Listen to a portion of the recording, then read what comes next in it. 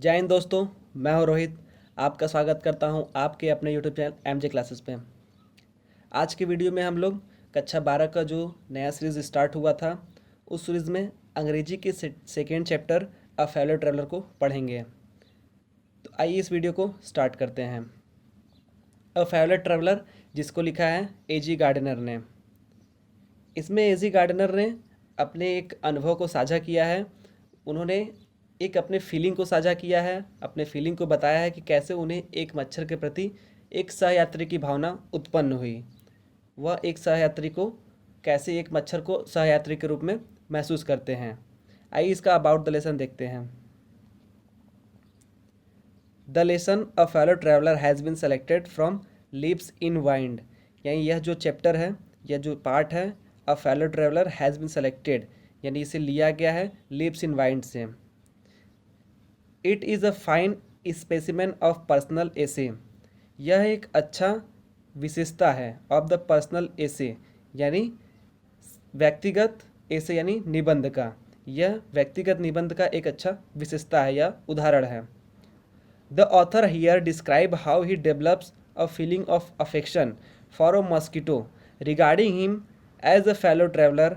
The author here describe, लेखक यहाँ पर वर्णन करते हैं, how he develops a feeling of affection, यानी वह कैसे विकसित करते हैं अ फीलिंग ऑफ अफेक्शन, यानी एक प्रेम की भावना को, फॉर ए मॉस्किटो, एक मच्छर के लिए, regarding him as a fellow traveller, यानी उसे उसे एक फेलो ट्रैवलर की तरह देखना, एंड अ फेलो मोर्टल, और एक सहयात्री की तरह देखना। यानी यहाँ पे लेखक बता रहे हैं कि यहाँ पे कैसे एक मच्छर के प्रति एक सहयात्री की भावना को कैसे वह विकसित करते हैं। आइए इसके चैप्टर के स्टैंजा का अध्ययन करते हैं। I do not know which of us got into the carriage first, मैं नहीं जानता, यहाँ पे लेखक कह रहे हैं मैं नहीं जानता, विच ऑफ अस यानी हम में से कौन, got into the carriage first, यानी डब्बे में पहले कौन आया, यानी रेलवे के डब्बे में हम में से पहले कौन आया, इस बात को लेखक नहीं जानते हैं। इंडीड यानी वास्तव में। I do not know he was in the carriage at all for some times, यानी वास्तव में आई डिड नॉट नो, मैं यह नहीं जानता था। He was in the carriage, यानी वह कैरीज यानी डब्बे में था, at all for some times, मतलब या समय, पूरे समय के लिए या थोड़े समय के लिए। लेखक बोल रहे हैं कि मैं यह भी नहीं जानता था कि जो मच्छर था वह डब्बे में पूरे समय के लिए था या थोड़े समय के लिए। It was the last train from London to Midland town, it was the last train यानी यह अंतिम ट्रेन थी, फ्रॉम लंदन यानी लंदन से मिडलैंड टाउन के लिए, यानी यह लंदन से मिडलैंड टाउन के लिए अंतिम ट्रेन थी। अ स्टॉपिंग ट्रेन यानी एक रुकने वाली train, an infinitely leisurely train, और बहुत ही मंद गति से चलने वाली train, one of those trains यानी उन ट्रेनों में से एक train, which give you an understanding of eternity, यानी जो आपको अनंत समय का बोध कराती थी। यानी यह जो ट्रेन थी बहुत ही धीमी चलती थी, और ऐसे धीमे चलती थी जो आपको लगता था कि बहुत ज़्यादा समय से यात्रा हो रही है। It was tolerably full when it started, यानी यह पर्याप्त रूप से भरा हुआ था, टोरेबली यानी पर्याप्त रूप से भरा हुआ था। But as we stopped at the suburban stations, लेकिन जब हम सब उर्बान्स यानी उपनगरीय स्टेशंस की तरफ रुके, the travellers alighted in ones and twos, the travellers यानी यात्री, अलाइटेड मीन्स होता है, जो अलाइटेड है उसका मीन्स होता है उतरना, in one of ones and twos यानी एक दो करके, यानी जो यात्री थे वो एक दो करके उतरने लगे। And by the time we had left the outer ring of London behind, यानी और उस समय तक, बाय द टाइम यानी और उस समय तक, we had left the outer ring, जब हमने लंदन का आउटर रिंग यानी बाहरी घेरा लेफ्ट छोड़ा, यानी लेखक बोल रहे हैं कि और उस समय तक जब हमने लंदन का बाहरी घेरा पीछे छोड़ा, यानी लंदन की सीमा को पीछे छोड़ा। आई वॉज अलोन, मैं अकेला था, और रेदर या बल्कि आई थॉट, मैंने सोचा, आई वॉज अलोन, मैं अकेला हूँ।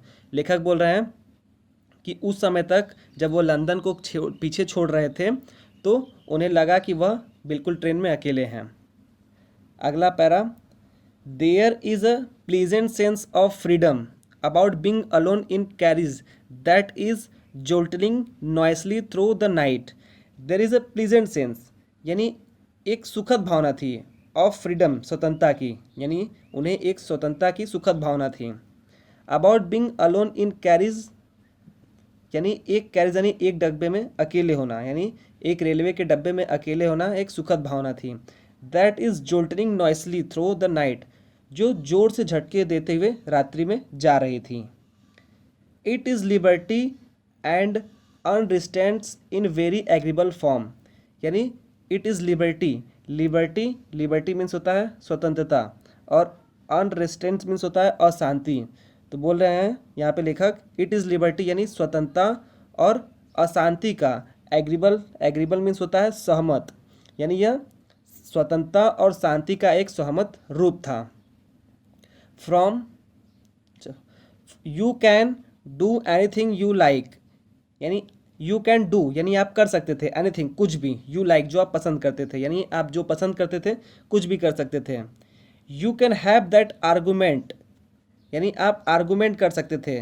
आर्गूमेंट मीन्स होता है बातचीत करना, तर्क वितर्क करना, यानी आप बातचीत कर सकते थे विथ जॉन से।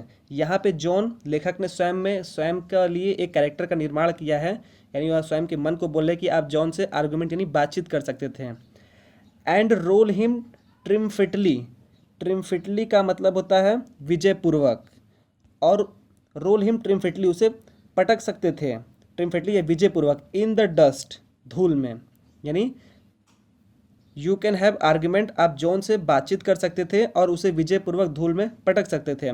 Without fear of counter stroke, बिना किसी जवाबी हमले के भय से। काउंटर स्ट्रोक का मतलब होता है जवाबी हमला, तो बोल रहे हैं कि बिना जवाबी हमले के भय से आप जॉन से बातचीत कर सकते थे और उसे धूल में पटक सकते थे। You can stand on your head, आप अपने सर पर खड़े हो सकते थे। And no one will see you, और कोई आपको देखेगा भी नहीं। यू कैन सिंग, आप गा सकते थे, और डांस और 2 स्टेप, और 1-2 स्टेप डांस भी कर सकते थे। और प्रैक्टिस ऑफ गोल्फ स्ट्रोक, और आप गोल्फ की स्ट्रोक का प्रैक्टिस भी कर सकते थे। और play marbles on the floor, और फ्लोर यानी ज़मीन पर, जो ट्रेन का सतह था उसके ज़मीन पर आप मार्बल्स यानी कंचे भी खेल सकते थे। विथआउट लेट और हिंडरेंस, बिना किसी रोकथाम के। You can open the window और shut it without provoking a protest. You can open यानी आप खोल सकते थे द विंडो खिड़की को, और शट या बंद कर सकते थे, विथआउट प्रोवोकिंग अ प्रोटेस्ट बिना किसी विरोध को भड़काए, यानी आपका कोई विरोध करने वाला भी नहीं था, आप खिड़की को बंद भी कर सकते थे, खोल भी सकते थे। You can open both Windows और शट बोथ, आप दोनों खिड़की को खोल सकते थे और दोनों को बंद कर सकते थे। इंडीड, वास्तव में, you can go on opening them and shutting them as a sort of festival of freedom.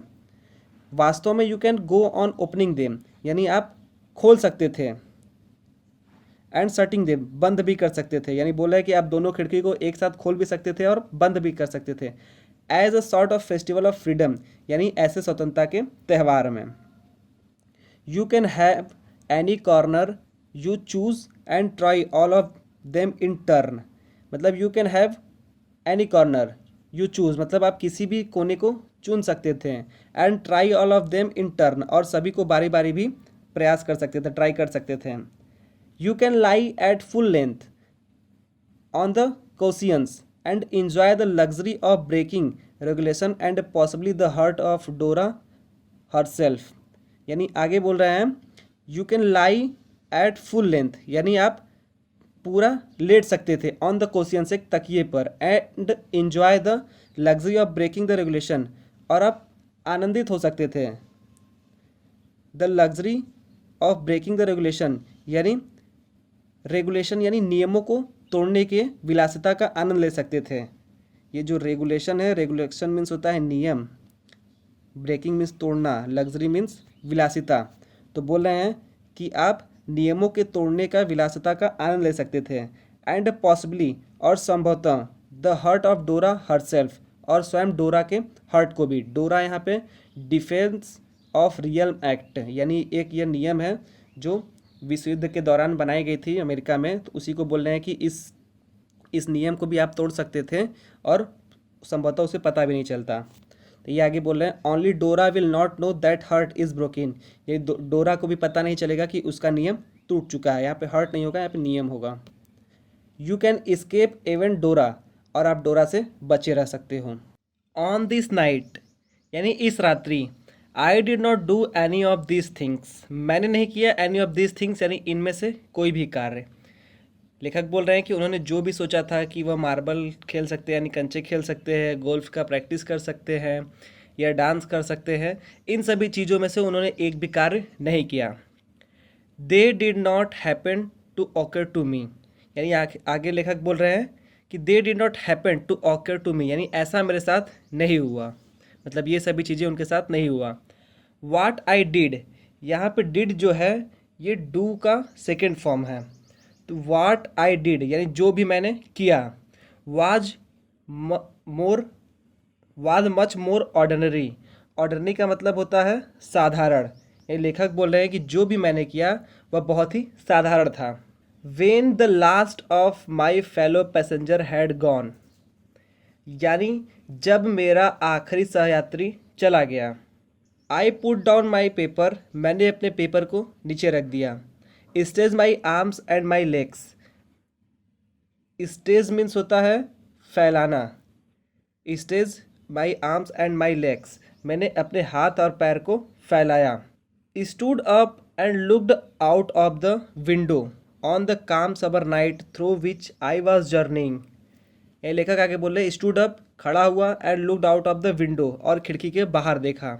On the काम समर नाइट यानी शांत गर्मी के रात्रि में, through which I was journeying जिनके बीच में यात्रा कर रहा था, यानी इस शांत गर्मी में जिसमें मैं यात्रा कर रहा था।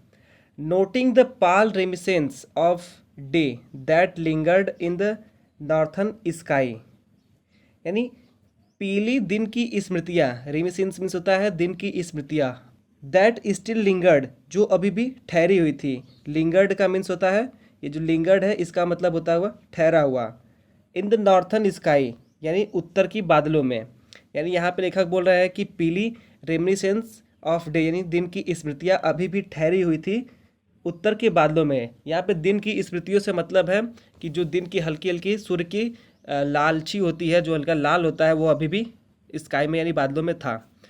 Crossed the carriage and looked out of the window, यानी एक डब्बे को पार किया और खिड़की से बाहर देखा। लिट सिगरेट एक सिगरेट को जलाया। सेट डाउन बैठ गया। And begin to read again और दोबारा पढ़ना प्रारंभ कर दिया। It was then that I became aware of my fellow traveller, it was then यानी तभी, आई बिकेम अवेयर यानी मैं अवगत हुआ, ऑफ माई फेलो ट्रेवलर अपने सहयात्री से। He came and sat on my nose dot dot dot यानी वह आया और मेरे नाक पर बैठ गया। He was one of those wingy, nippy, interpid insect that we call waggly mosquitoes, मतलब he was one of those यानी वह उनमें से था।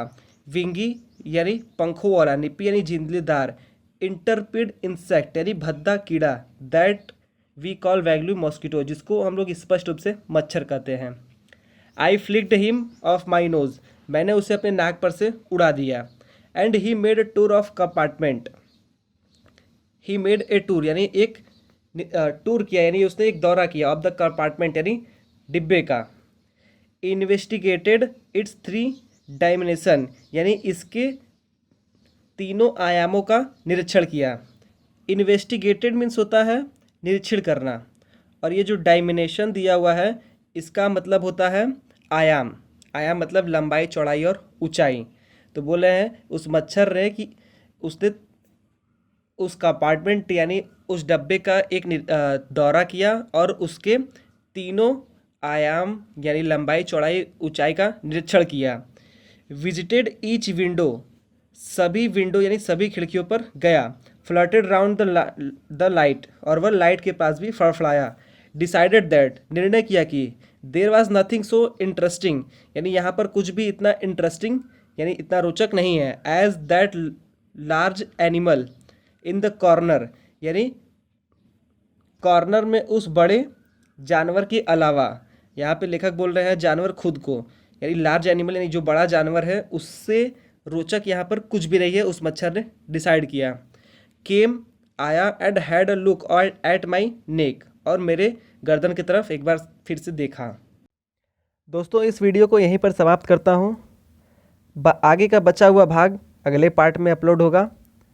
अगर आपको इस वीडियो से थोड़ा सा भी सहयोग हुआ है तो आप हमारा सहयोग करें, इस वीडियो को लाइक, कमेंट और शेयर ज़रूर करें। धन्यवाद। जय हिंद।